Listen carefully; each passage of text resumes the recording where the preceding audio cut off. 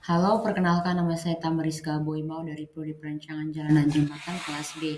Di sini saya akan menjelaskan hasil UAS Mekanika Rekayasa saya. Itu yang pertama, soal bagian A, gaya adalah kekuatan yang dapat membuat benda bergerak dari kekuatan yang semulanya diam. Gaya dalam ilmu mekanika rekayasa merujuk pada interaksi antara objek yang menyebabkan perubahan dalam keadaan gerak atau bentuk suatu benda. Dapat kita lihat pada gambar di bagian bawah, diperlihatkan sebuah benda pada posisi satu diberi gaya aksi yang mengakibatkan benda berpindah tempat pada posisi posisi dua. Hal ini terjadi karena gaya aksi lebih besar dari gaya reaksi. Apabila gaya reaksi sama dengan gaya aksi, maka benda akan tetap diam. Gaya reaksi ditimbulkan dari gaya gesekan antara massa benda dengan lantai tempat benda tersebut berada.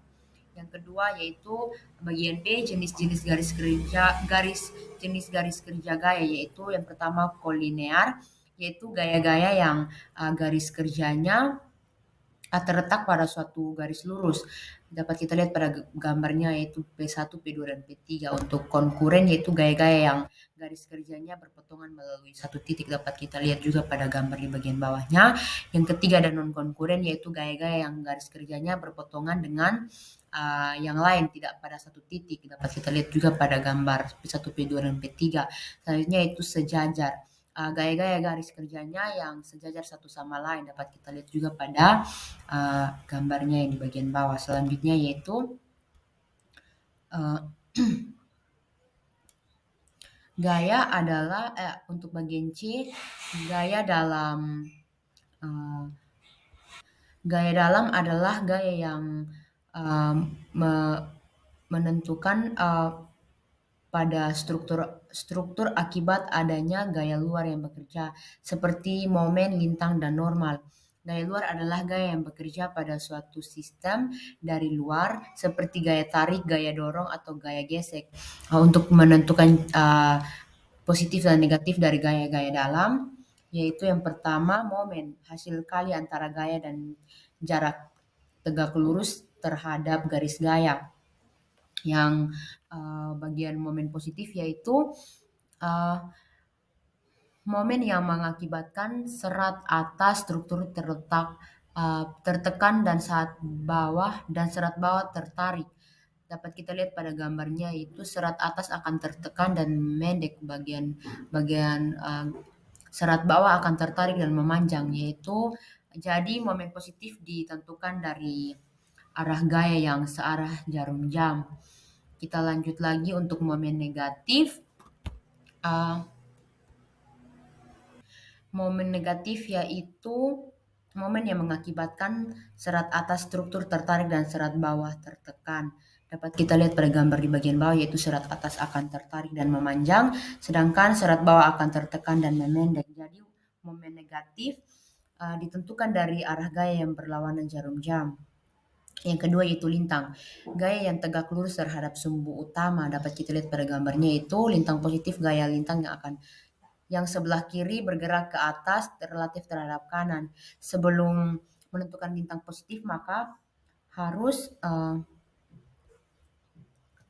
maka kita harus menentukan arah positif, misalnya ke kanan atau ke atas. Jika gaya lintang bergerak ke arah yang dipilih sebagai positif, maka gaya tersebut dianggap positif. Yang kedua lintang negatif yaitu gaya lintang yang sebelah kanan bergerak ke atas relatif terhadap kiri. Jika gaya lintang bekerja ke arah yang berlawanan dengan gaya yang dipilih sebagai positif, maka gaya tersebut dianggap negatif.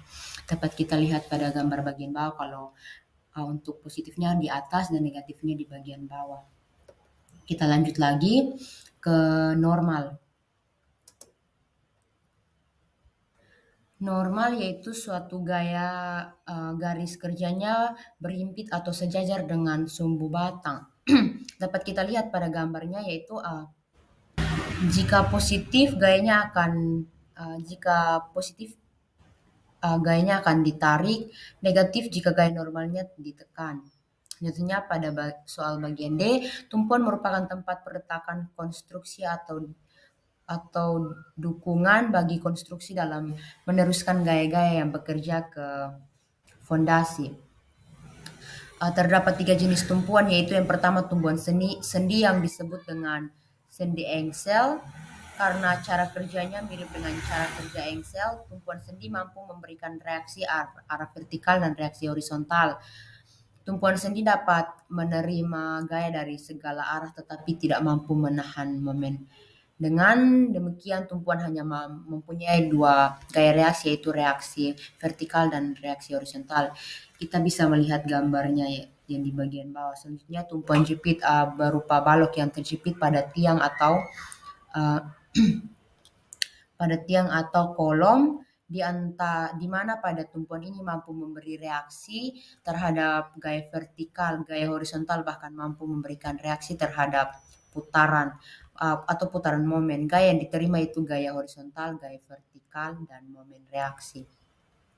Kita bisa melihat gambarnya juga di bagian bawah. Selanjutnya itu adalah tumpuan roll. Adalah tumpuan yang dapat bergeser ke arah horizontal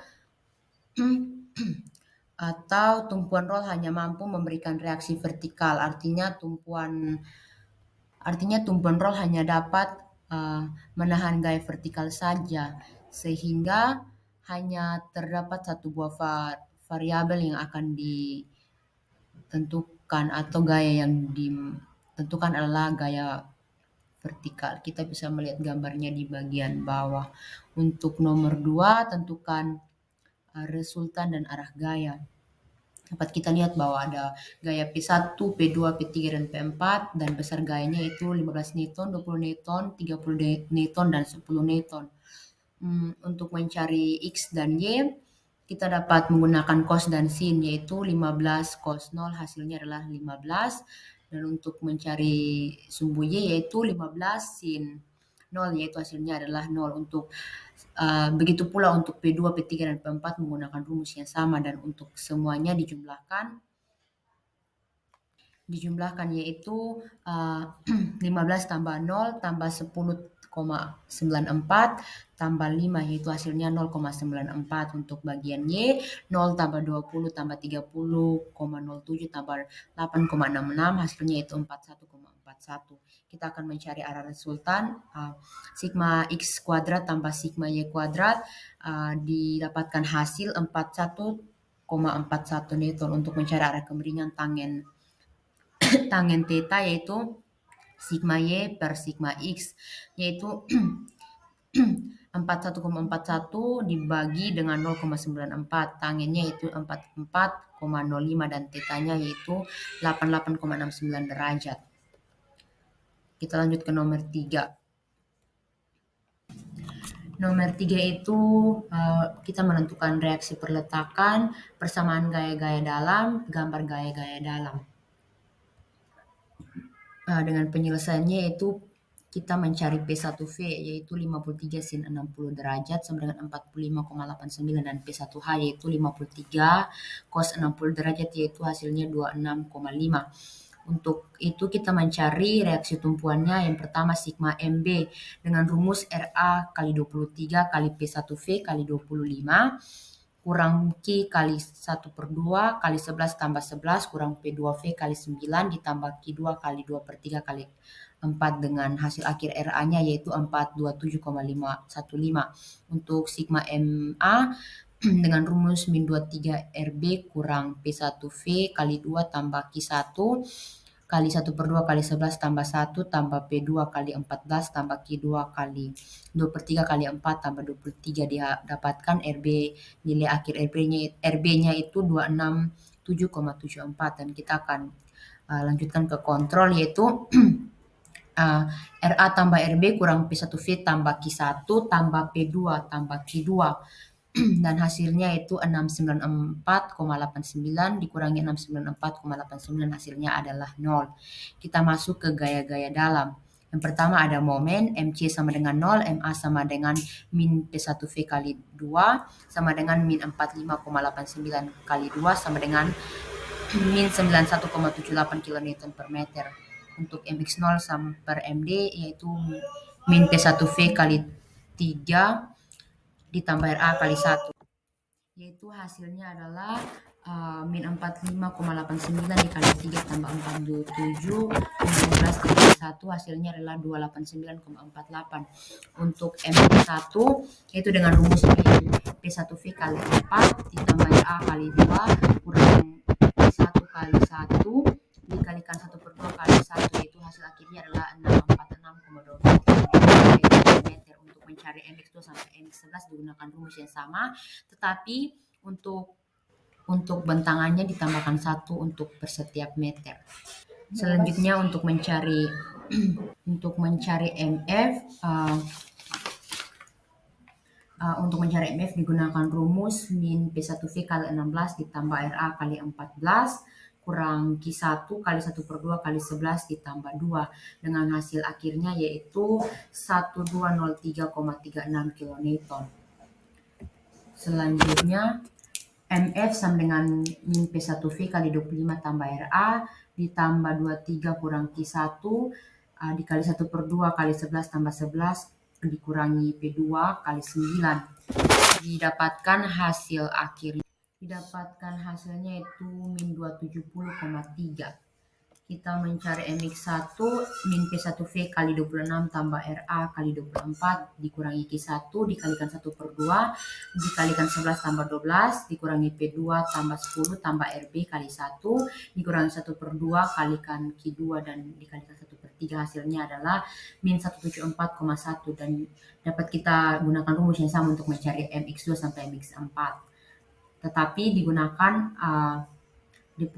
satu untuk setiap perbentangan. Untuk mencari lintang digunakan rumus untuk lintang digunakan rumus min P1V tambah RA yaitu min 45,89 tambah 47,15 didapatkan hasil 381,26. Untuk DX1 yaitu dengan rumus min P1V tambah RA kurang Q kali X1 dengan hasil akhirnya 332,26. Untuk selanjutnya dari DX2 sampai DX11 digunakan rumus yang sama tetapi ditambahkan 1 meter per setiap bentangannya. Kita masuk ke yang terakhir yaitu normal. Normal yaitu NG sama dengan min P1H sama dengan min 26,5, NA sama dengan RAH yaitu 26,5, NB sama dengan min 26,5. Untuk gambarnya dapat kita lihat pada bagian bawah. Untuk negatif bagian momen ditarik ke atas dan positif ditarik ke bawah.